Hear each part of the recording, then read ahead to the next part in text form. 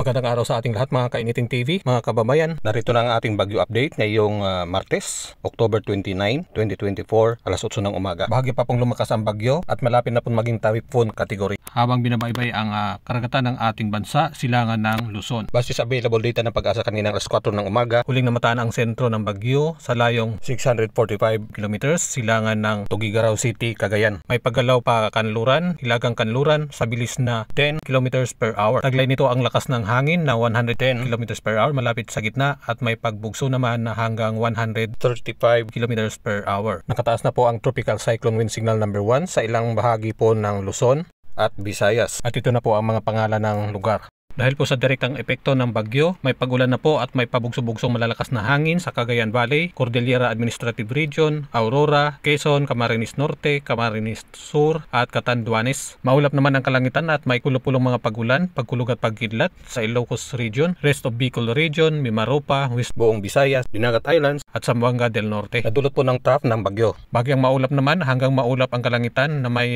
bihirang pag-ambon, pagkulog at pagkidlat sa Metro Manila at natitirang bahagi ng bansa. Dulot po ng localized thunderstorms. Wala pa pong pagbabago sa forecast track at patuloy po itong lalapit sa kalupaan ng Northern Luzon at posible pa pong maglandfall or mag-close approach sa Batanes Islands. Pakishare na lang po at thank you for watching. Kita-kits sa susunod na updates.